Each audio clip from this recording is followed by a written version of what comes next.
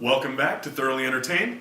In this week's episode, Fee, Fi, Fo, Fum, we thought Jack the Giant Slayer was just ho-hum. We discussed the recent two-part episode of Castle, and Alan Stone's new single, Sleep.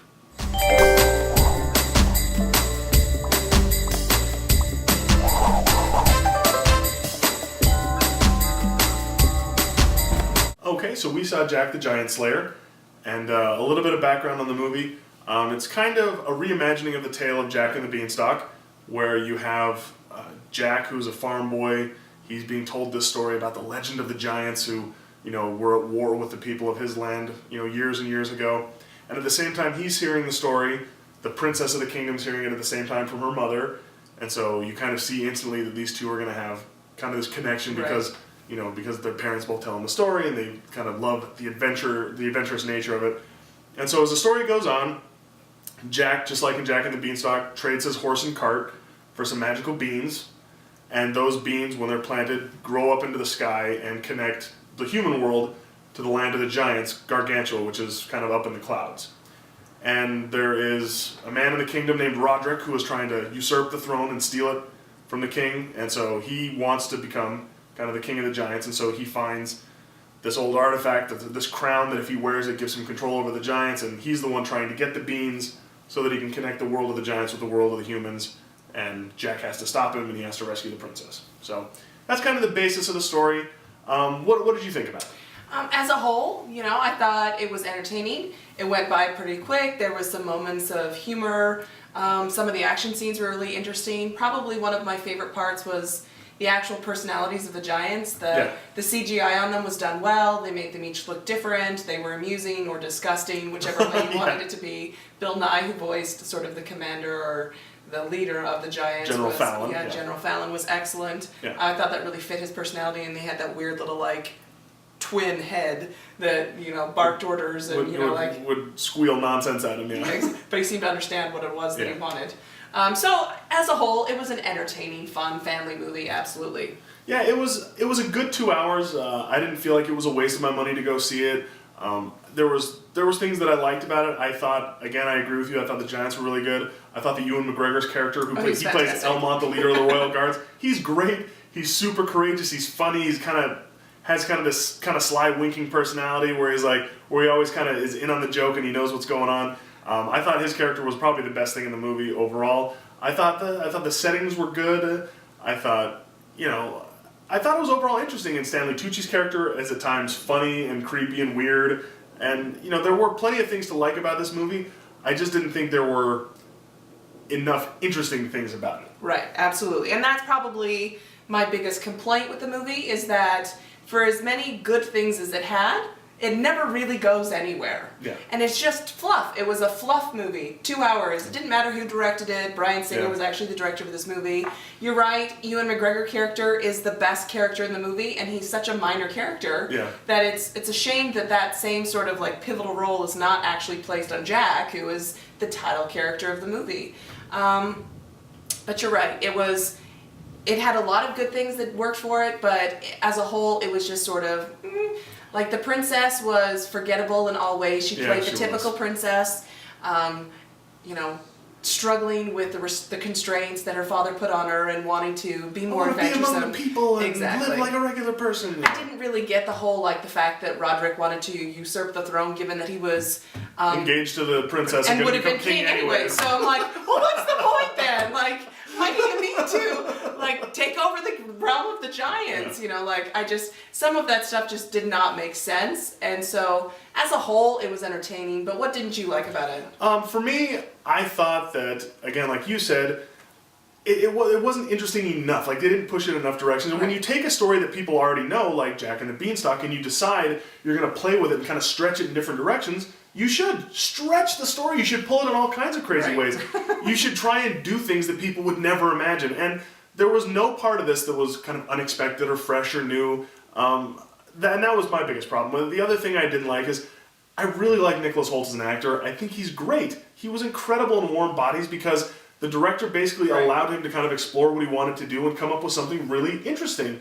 Whereas in this, anybody could have played Jack. It didn't need to be somebody as interesting as Nicholas Hoult because there's really nothing that interesting for him to do. There's not much form to his character other than nice, earnest, brave guy who always does the right thing when faced with a choice. And again, it's a good movie to take your kids to. You'll enjoy seeing it, right. But you're gonna walk out of there not remembering anything. Like going like, well, that was fun. I don't remember what was that about.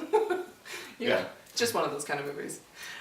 So let's talk about our next issue, which is our next topic was the 2-episode arc on Castle, which just aired this last week and the prior week before. So tell us a little bit about what the synopsis is. Well, the synopsis of these 2 episodes is Richard Castle, who's an author, works as a consultant with the New York Police Department to help solve murders.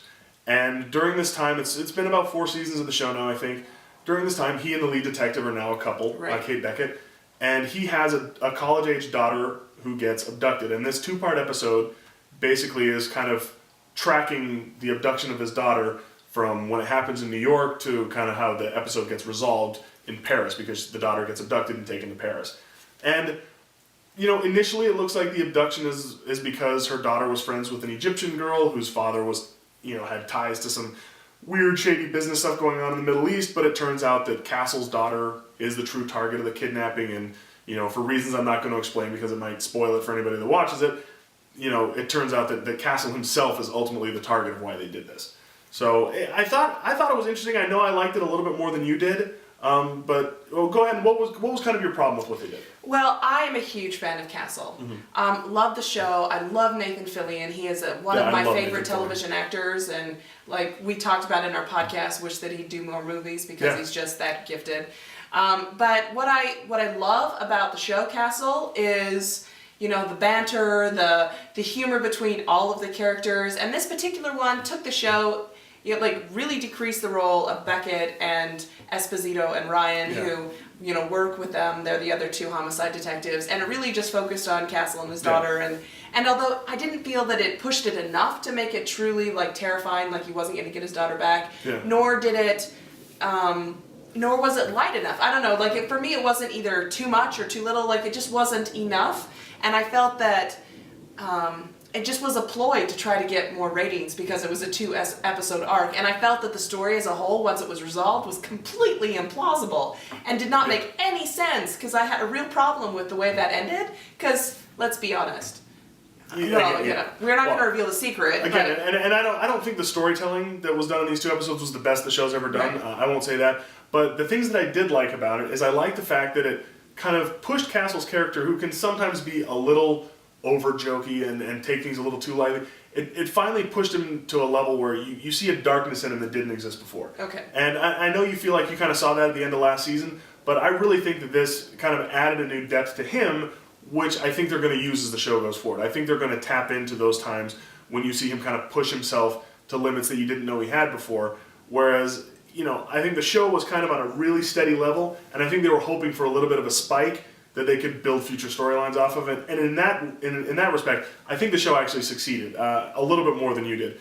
Again, I don't think it was the best storytelling they've ever done, but I did like some of the directions they took Castle in, and kind of how they may have redefined his relationship with Kate Beckett just a little bit.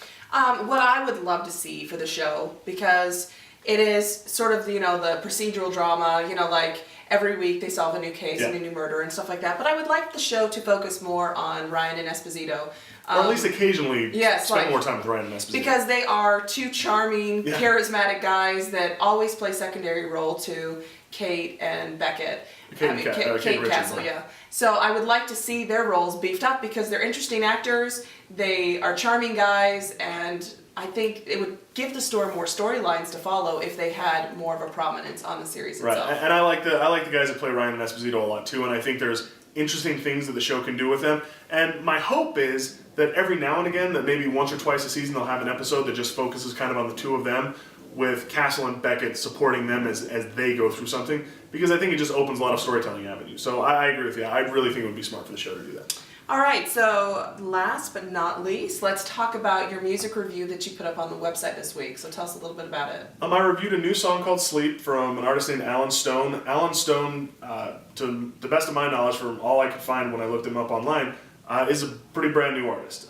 He doesn't have a lot of previous credits to his name. He calls himself a hippie with soul, and if you were listening to this song, you would probably not picture the guy that's singing it. No, long blonde, kind of curly hair, and with a white fedora, guy skinny. white guy skinny with a little scruffy facial hair. Like it's the kind hippie of a, definitely fits. definitely the hippie fits. But this song has kind of a Motown swing to it, and from the very second it starts, you feel this kind of like pulsating rhythm, bop bop bop, and you start bobbing your head right away. And he has a really creative use of phrasing with his lyrics. Mm-hmm. He comes up with interesting ways to say things in the song. The song is really short. It goes by quick, and it almost makes you want to immediately start listening to it again because it was over before you wanted it to be finished. Right, I really, really liked it. I totally agree. I'd never heard the song until I read your review, and I was like, okay, let's see what this is about. And completely within the first few measures, I was like, this is it. This is a good song, you like a song within the first 8 beats. You're like, I don't care what else he does. This is a fantastic song. The hook has got you. Yeah. And then he's got a voice that is part chocolate, it is smooth at times, but then raspy and gravelly that, so it gives it some depth and emotion. And I don't know, I totally dug it as well. It was just a cool, smooth groove, and instantly I've played it countless times since I downloaded it last week. And it was a great, great pick, and our viewers should definitely check it out. Yeah, and for those people who are unfamiliar with Alan Stone, which I imagine is probably just about everybody, he really uses kind of a throwback style. This harkens back to kind of early Motown stuff a lot. It has that kind of syncopated rhythm with the drumming, and it's nice that music offers us a chance to kind of pull things from the past and bring them kind of into the present and make them modern and make them unique. Right. And give music a little bit more character than it's had before, and he does a really good job with that. And I can only be excited about the other stuff he's going to put out. I cannot wait to hear the rest of this first album of his. Yeah, absolutely. Sleep is a terrific song. Well, that's it for this week's episode of Thoroughly Entertained. If you enjoyed what you saw, make sure to like us below, and as always, visit our website at thoroughllyentertained.com.